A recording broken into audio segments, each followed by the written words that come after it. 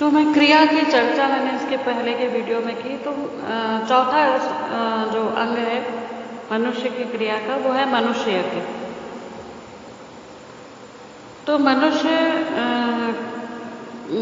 जीवन में गृहस्थ का घर जो है वो प्रत्येक दीन दुखी के लिए हमेशा खुला रहना चाहिए, तभी वो सच्चा गृहस्थ है।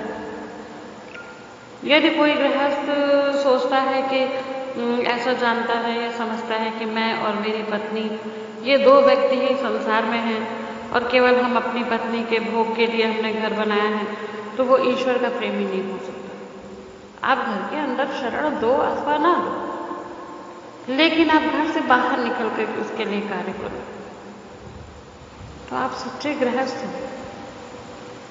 और ये उसका अत्यंत स्वार्थी कार्य होता है अगर वो अपने लिए जीता। केवल अपनी उदर पूर्ति के लिए भोजन पकाना किसी मनुष्य का अधिकार नहीं होता। दूसरों को खिलाने के बाद जो बचे उसको ग्रहण करे तो वो सच्चा गृहस्थ है। भारतवर्ष में ऐसी प्रथा है कि जब किसी ऋतु का फल आता है बाजार में, तो पहले खरीद के कुछ गरीबों को देते हैं, फिर मंदिर में चढ़ाते हैं या इष्ट को चढ़ाते हैं, फिर स्वयं खाते हैं। इस प्रथा का कारण क्या है? इस प्रथा को चलाने का कारण यही था कि पहले दान करना, पहले दूसरों को देना, गरीबों को जहाँ नहीं प्राप्त हो सकता उनको देना और फिर खुद ग्रहण करना। ऐसे वैज्ञानिक तथ्यों से जोड़ा गया जिससे यह संस्कार जन्म जन्मांतर तक कभी समाप्त ही ना हो।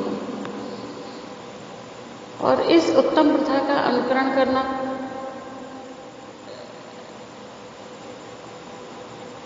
इस देश में तो अच्छा है। ऐसे व्यवहार से मनुष्य स्वयं निस्वार्थ होता है और अपनी पत्नी और बच्चों में भी अच्छे संस्कार जो है वो पोषित करता है। प्राचीन काल में देखा था कि हिब्रू जाति के लोग होते थे, वो अपनी पहली फसल जो है वो ईश्वर को समर्पित कर देते थे। उसका क्या कारण था? उसका यही रहस्य था कि प्रत्येक फल का कुछ प्रथम भाग हमें दीनों को देना चाहिए और जो उससे बचे भाग है उस पर हमारा अधिकार है। दोनों ही परमात्मा के ही प्रतिनिधि होते हैं। दीनों में परमात्मा का वास होता है, दीन दुखियों में ईश्वर जो है वो वास करता है। इसलिए हमें दीन दुखियों की सेवा करने से ईश्वर की सेवा का फल मिलता है।